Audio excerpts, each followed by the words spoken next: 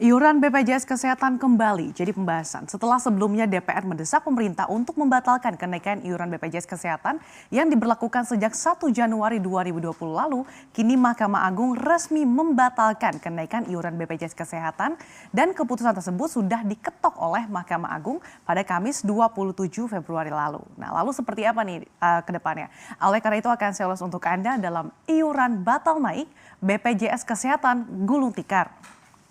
Kita lihat di slide yang pertama, jadi Mahkamah Agung ini telah mengabulkan judicial review peraturan presiden yang mengatur iuran BPJS Kesehatan. Dalam keputusannya, Mahkamah Agung membatalkan kenaikan iuran BPJS per 1 Januari 2020 lalu yang sudah diteken oleh Presiden Jokowi dalam Perpres nomor 75 tahun 2019 tentang jaminan kesehatan. Nah, kita lihat ini iuran bagi peserta pekerja bukan penerima upah atau PBPU dan bukan pekerja atau BP setelah iuran dinaikkan pada 1 Januari lalu, yaitu untuk manfaat pelayanan di ruang perawatan kelas 3 sebesar Rp42.000. Kemudian untuk kelas 2 menjadi Rp110.000 dan untuk kelas 1 menjadi Rp160.000. Jadi kenaikannya ini rata-rata hampir 100% gitu ya. Nah, dengan dibatalkannya pasal terkait dengan kenaikan iuran BPJS Kesehatan, maka iuran BPJS Kesehatan ini kembali ke iuran semula, yaitu kalau kita lihat ini untuk kelas 3 Rp25.500, untuk kelas 2 Rp51.000 dan untuk kelas 3 Rp80.000. Nah, keputusan Mahkamah Agung ini bermula saat komunitas pasien cuci darah keberatan dengan kenaikan iuran itu. Mereka kemudian menggugat ke Mahkamah Agung dan meminta kenaikan itu dibatalkan. Dan kemudian Mahkamah Agung mengabulkan permohonan itu. Meski begitu, BPJS Kesehatan sampai saat ini belum menerima salinan putusan oleh Mahkamah Agung terkait dengan pemberitaan yang beredar bahwa Mahkamah Agung mengabulkan judicial review terkait Perpres nomor 75 tahun 2019 ini. Nah, kalau nggak dinaikin gimana nih jadinya? Nah, adanya potensi bangkrut. Direktur Utama BPJS Kesehatan Fahmi Idris pernah mengungkapkan kalau iuran tidak naik maka BPJS Kesehatan ini bisa bangkrut. Pasalnya defisit BPJS Kesehatan ini terus membengkak setiap tahunnya. Menurutnya layanan untuk para peserta ini tidak mungkin dihentikan, apalagi masalah kesehatan kan sangat penting. Nah, oleh karena itu kebijakan kenaikan iuran dinilai cara yang paling tepat. Nah, BPJS Kesehatan pun ini kalau telat bayar ke rumah sakit juga bisa mendapatkan sanksi, yaitu denda 1% dari setiap klaim yang masuk. Nah, dengan denda itu maka kerugian yang akan ditanggung oleh negara melalui suntikan dana yang tentunya ini terus merugikan negara gitu. Jadi jika tidak ada kebijakan seperti kenaikan iuran maka defisit akan semakin lebar. Nah, lalu bagaimana nih dengan yang sudah terlanjur bayar kenaikan iuran?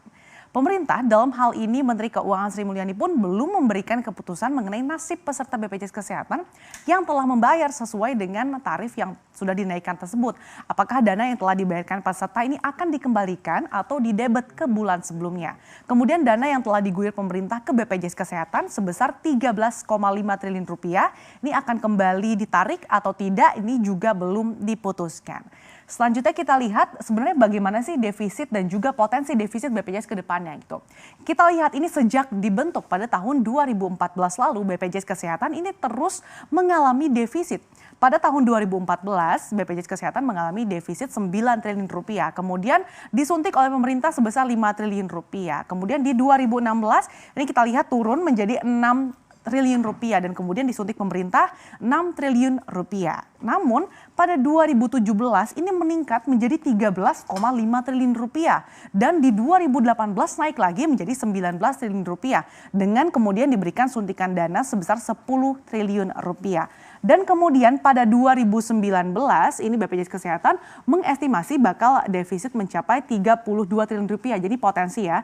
Dan sebelum akhir 2019 lalu pemerintah sebenarnya sudah menyuntikkan dana hingga Rp13,5 triliun kepada BPJS Kesehatan untuk mengurangi defisit yang diperkirakan mencapai Rp32 triliun ini. Namun meski sudah diberikan Rp13,5 triliun ini masih ada potensi gagal bayar hingga Rp15,5 triliun. Jadi dengan kondisi ini maka jika iuran BPJS Kesehatan tidak dinaikkan, ini akan kembali mengalami defisit, bahkan kalau kita lihat ini lebih besar dari tahun-tahun sebelumnya. Jadi memang serba salah gitu ya, kalau dinaikkan akan memberatkan masyarakat. Tapi di satu sisi jika iuran tidak dinaikkan, defisit yang makin melebar semakin di depan mata gitu. Kita lihat ini potensi defisit terus membengkak tahun-tahun ke depan gitu. Di tahun 2020 39,5 triliun rupiah. Bahkan di tahun 2024 ini dapat mencapai 77 triliun rupiah jika iuran tidak dinaikkan. Kita lihat di slide selanjutnya. Jadi Menteri Keuangan Sri Mulyani Indrawati masih muter otak gitu ya. Jadi gimana sih cara membuat BPJS Kesehatan lagi-lagi tidak defisit gitu di tengah dibatalkannya kenaikan iuran. Sri Mulyani meminta masyarakat juga melihat gitu BPJS Kesehatan ini sebagai sebuah sistem keseluruhan. Kita lihat tanggapan Menteri Keuangan Sri Mulyani. Jadi katanya kita minta BPJS Kesehatan transparan, biaya operasi berapa dan berapa gajinya, defisit berapa, itu semua kita rangkum supaya masyarakat tahu ini masalah bersama. Bukan satu institusi dan ini dilakukan pemerintah. Kita terus coba bangun ekosistem JKN yang sehat dan berkeadilan sustain. Nah selain itu menurut Sri Mulyani keputusan yang diambil terhadap BPJS Kesehatan termasuk dengan menaikkan tarif itu sudah dihitung dan dipertimbangkan dengan matang. Termasuk ke seluruh rakyat Indonesia. Nah jika dibatalkan maka ini akan mempengaruhi sustainabilitas BPJS itu sendiri. Nah adapun soal aspek keadilan gitu yang digadang-gadang ini ada masyarakat miskin yang hingga saat ini totalnya 96,8 juta dibayarkan juga oleh pemerintah karena tidak mampu.